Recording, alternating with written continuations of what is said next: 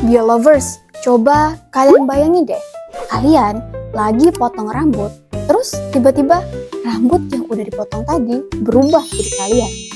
Mungkin hal tersebut terdengar cukup absurd ya. Namun, dengan teknologi khas macam itu semua bisa dilakuin. Tapi bukan pada manusia ya, melainkan pada tanaman. Dan juga, coba deh biolovers bayangin, kita bisa punya anak di dalam tabung. Iya, di dalam sebuah tabung biolovers. Tentunya, semua proses tadi tidak terjadi secara instan ya. Proses tersebut termasuk ke dalam bioteknologi modern. Tapi, biolovers tahu nggak sih apa itu bioteknologi modern? Emang sekeren apa sih? Kok bisa?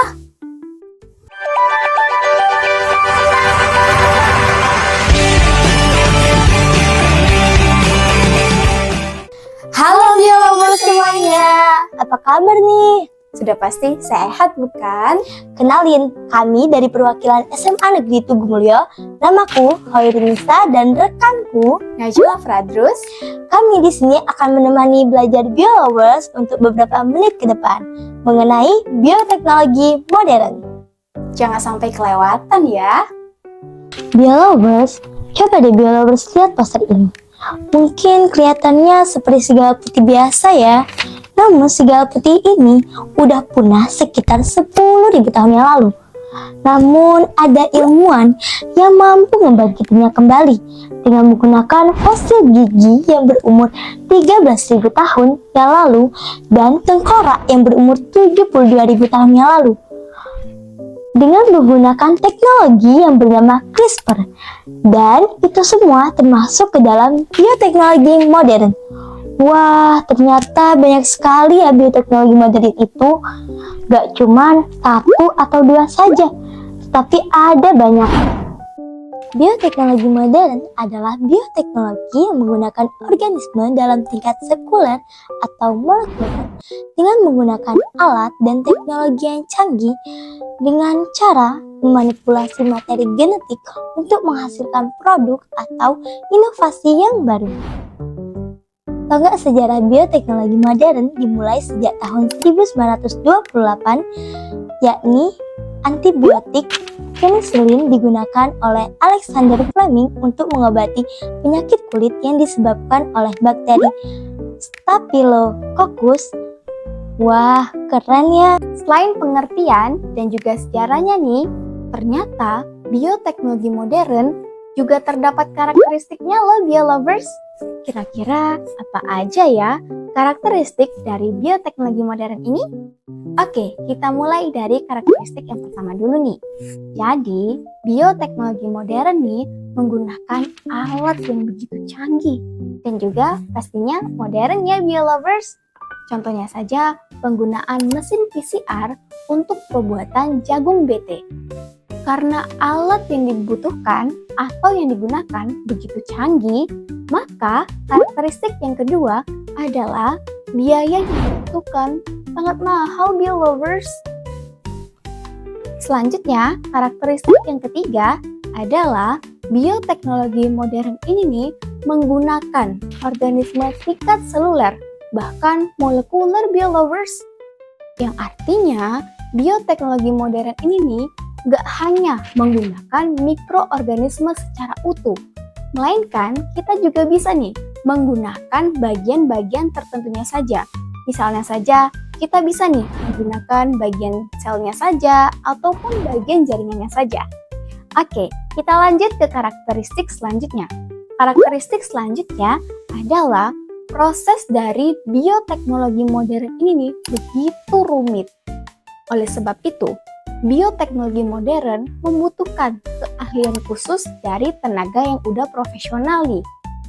Karena bioteknologi modern menggunakan prinsip yang namanya rekayasa genetika dan juga teknologi reproduksi biolovers.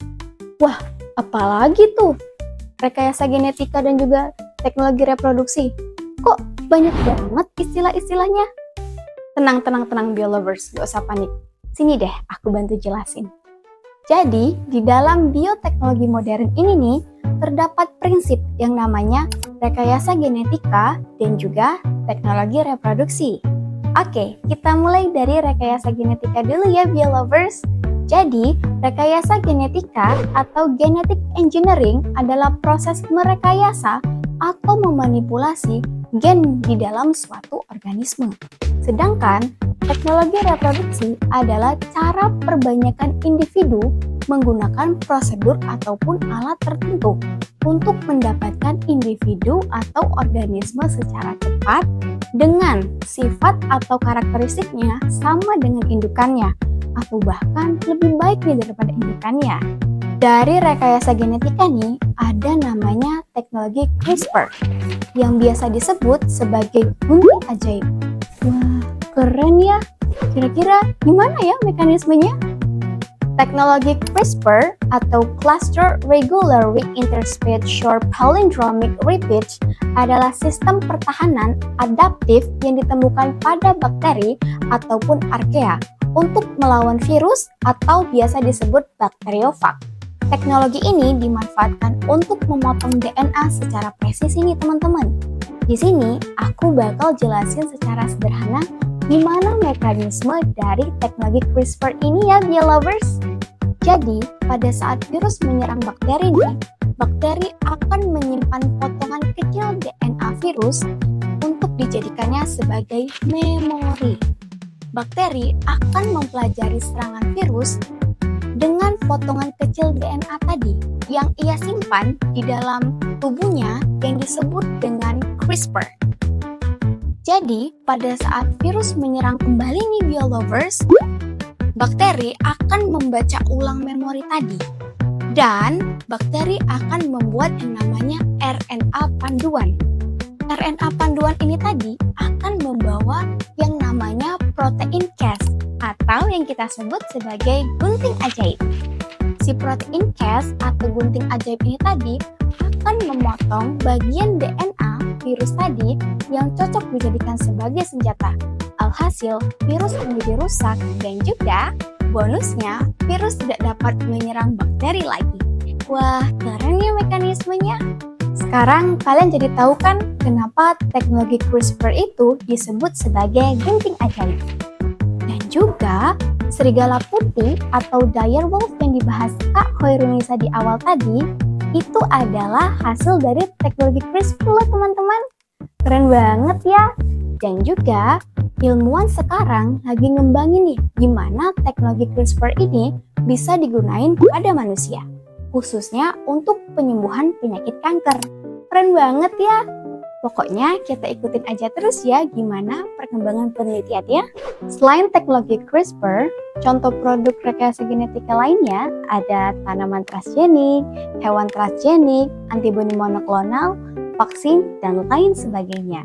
Biolovers, tadi kita udah membahas tentang rekayasa genetika. Selanjutnya kita akan membahas tentang teknologi reproduksinya juga nih. Wah, biar makin mantap nih pengetahuannya. Jadi biolovers, salah satu dari hasil teknologi reproduksi itu yaitu bayi tabung. Nah biolovers, mekanisme dari bayi tabung ini berawal dari stimulasi hormon pada pihak wanita. Nah, dari pihak wanita ini akan diberikan obat hormon agar menghasilkan beberapa sel telur sekaligus. Nah, sel telur yang sudah matang akan diambil oleh dokter melalui prosedur yang dinamakan dengan aspirasi, yaitu memasukkan jarum ke dalam ovarium. Nah, selanjutnya ke pihak laki-laki nih. Pada pihak laki-laki akan dilakukannya pengumuman sperma. Dan dokter akan memilih sperma yang paling sehat. Lalu sperma dan sel telur itu akan dicampurkan agar terjadinya proses pembuahan. Setelah terjadinya proses pembuahan, embrio akan dibiarkan di dalam inkubator selama 3-5 hari. Oh ya biolovers, sama seperti rekayasa genetika, teknologi reproduksi ini juga memiliki hasil produk-produk yang lain loh, yaitu seperti cloning, inseminasi buatan, transfer embrio, dan juga seleksi jenis kelamin.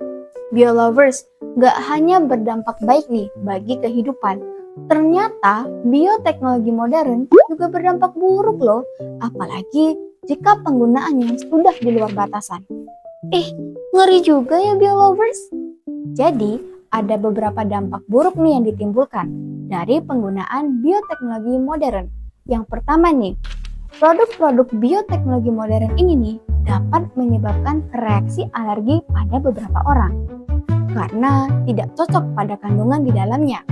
Yang kedua, dampak yang disebabkan oleh bioteknologi modern ini nih dapat menurunkan keanekaragaman hayati karena bioteknologi modern dapat merusak gen asli dari makhluk hidup itu sendiri. Dan dampak yang terakhir atau dampak yang ketiga adalah bioteknologi modern dapat menyebabkan masalah etika dan lebih buruknya lagi dapat berurusan dengan hukum loh biolovers. Ternyata sengeri itu ya dampaknya. Nggak mau kan kita berurusan dengan hal tersebut? Gimana nih biolovers pembahasan kali ini? Ternyata inovasi yang dihasilkan keren-keren ya. Tentu saja dengan perkembangan inovasi saat ini juga harus diimbangi dengan penggunaan yang bijak dan tepat agar tidak merusak ekosistem yang ada di sekitar kita. Betul sekali tuh Kak Khairunisa. Semoga pembahasan kami kali ini dapat menambah pengetahuan biolovers semuanya. Dah biolovers, sampai jumpa di lain kesempatan. Scan dan mainkan gamesnya sekarang juga ya biolovers.